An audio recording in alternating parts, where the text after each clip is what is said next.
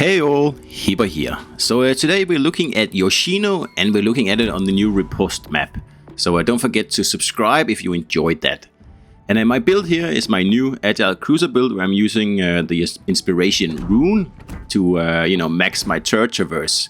And that means I also have mod 2 in the first slot here, and then I have double rudder and reload just as usual.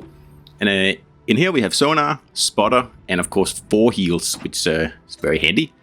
So at 24 turn time for 310mm guns, that's fairly fast, and it's just short of the magic 23 seconds, which is like the sweet spot, but it's good enough for this gigantic ship here. So when I first saw this new map coming, I was quite excited because it does look really well, look really good, doesn't it? It has plenty of islands, 3 caps, and plenty of ways to, well, you should think, plenty of ways to actually approach this game or map here. But in reality, it just turns into a sort of like a battleship, sit at range, shoot at whoever tries to have fun map. And that's just not fun. I think what tricked me was the difference in size, because I imagined these islands to be much bigger and much taller, so you can actually use them a little bit more as cover. As they are right now, they're pretty useless, and the map is also quite small. So a battleship is pretty much, able to reach you anywhere on the map.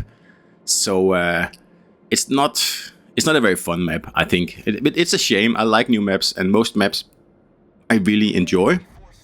This map here is probably one of the worst in the game, honestly.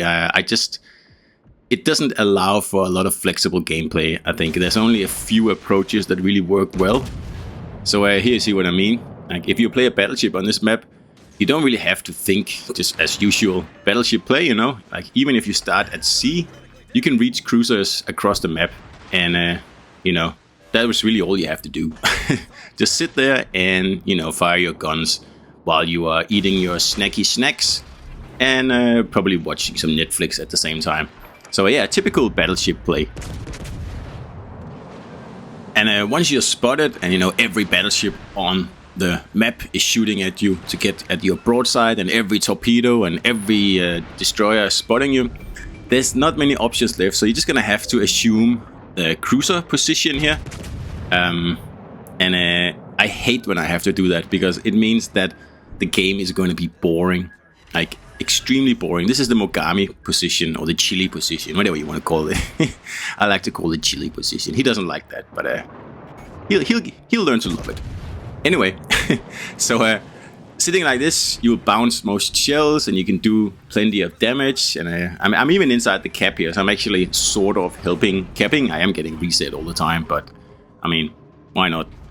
And that's really it. And it just makes for the driest gameplay you could possibly imagine in a cruiser. So I don't like maps that kind of force me into this playstyle here. Well, because it's just really, really tedious. So Yoshino, I like this ship here. I hate its tier 7 sister or brother or rival or whatever you want to call it, the Azuma. That's one of the worst cruisers in the game, and I have zero fun when I play that ship. When I play Yoshino, I have plenty of fun, because this ship has torpedoes. And not just that, it has 20-kilometer torpedoes, and they have lots of fun. You saw I got a hit on that battleship there before with torpedoes I fired, 2 minutes ago, and that's the cool thing about this. You'll fire your torps, and if people forget about them, yeah, well, then you're gonna get some easy damage, and yeah. Works really well, and it's a lot of fun, really. So with this build here, you've got a 3-second rudder. You can go just about 40 knots, I believe. And as you saw earlier, the turret rotation is 24 seconds. So that means that by the time you turn the whole ship around, the turrets have already turned around as well. So you're ready to fire from the other side. And that is a huge plus if you're playing Atago and Yoshino, probably also Mogami, actually. Because the Japanese cruisers have very slow turret rotation, and anything you can do to speed that up so you don't force yourself to stay like starboard to the enemy the whole battle, because it simply takes too long to turn the ship, and just miss out on that destroyer there. That's horrible. That would have been a pretty cool torp hit there. Now, the torps have pretty bad detection, so really you are pretty much only going to get battleships like this one here. But it all adds up. I mean, we've got 2 torp hits now, and we get about 15k every hit. And when you can, sit on a map like this, where the battleships are too scared to push in, and you can just, fire one set of torpedoes after the other, and then once they're spotted, you set them on fire. And it's a good way of, doing damage, and, yeah. But is it fun? No, I don't think so. I think it's pretty boring. And again, using the destroyer smoke to blind the enemies, and just setting them on fire, and there's no action really. And this is the kind of playstyle that I think will be the doom of the game. If at some point everyone is forced to play like this, it's just not going to be fun at all. And I certainly hope that won't be the case in the future, because I'm assuming that Wargaming would like people to, use different builds. And now someone's shooting at me from the other side of the map. I'm assuming Wargaming, well, I'm not assuming, I know that Wargaming would like you to build, like, your ships, not just one cookie cutter build. Like, there should be more ways to play this game, and there is. And like, if you see my battleship videos, I play battleships just like everybody else in this game here. I go for, precision build, accuracy, dispersion, whatever you want to call it, and that's it. And the destroyers, I do the same thing. I go, concealment, because that's what makes sense. But on cruisers, I try to go a different way, because like getting fast rudder on your cruisers, it actually works, and it gives you a whole different play style in the game, where you're not just locked into like this kind of like damage focused play style here. And I really enjoy hunting destroyers in my cruisers. So the agile build is all about hunting destroyers, like, right under the nose of the battleships, in the cap or whatever. And that's why you need the speed, the fast rudder, the heal, and all the sonars and radars you can possibly get. And another thing, if you don't put an agile build on Yoshino, I think you are cheating yourself out of an experience, because this ship is just terribly slow, and very, very like molasses, really, if you play it with a more traditional build.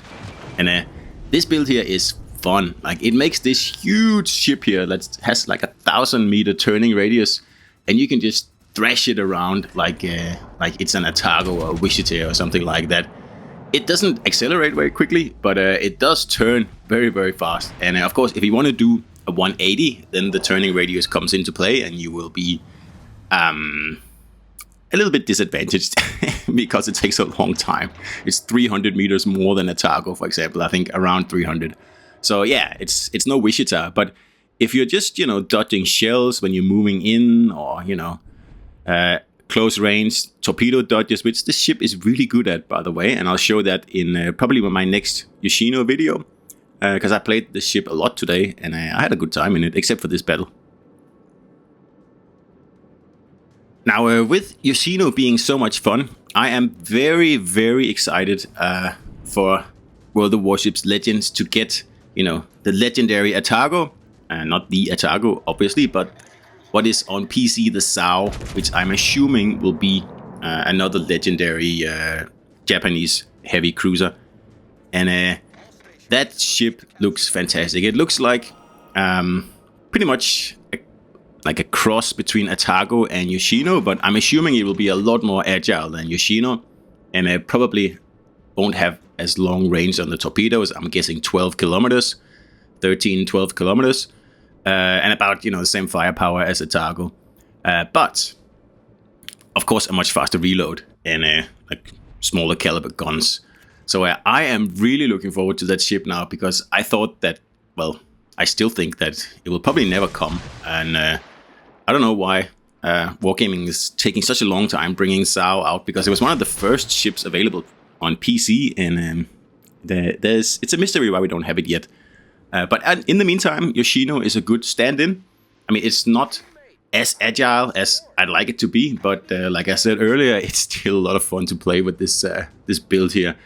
And once you sneak up on destroyers in their smoke, for example, and you're 2 kilometers away from them, and they realize they're about to get fried, and they fire their torps, and you just throw the whole gigantic ship here to the side and dodge the torps, and then you torp the destroyer itself.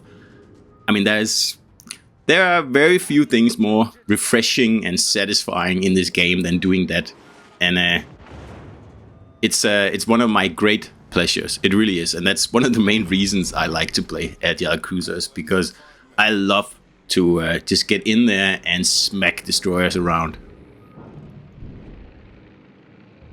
As you can see, I've also put my CC camo on the ship here because it deserves it. It's a ship that I enjoy playing, and the reason I can, tell that I enjoy playing it is that even if I lose, I usually have a really good time playing the ship here. And this battle here is obviously looking like it's going to be a loss, because there's 5 enemies left and they are all targeting me. So sooner or later I am going to bite the dust here. And of course it would help if my destroyer was actually in front of me, but we can't have everything, right? So anyway, we fought for this flank over here. We helped out in the B flank as well, and did 220,000 damage, whatever we get up at here in the end. So decent performance, but you cannot always carry, even if you try. So I'm just gonna try to get some torps off here, see if we can get some easy damage in the end. And the summoner there is like a problem. So we're just going to do a widespread and just hope we're going to get him with one of the last torpedoes here.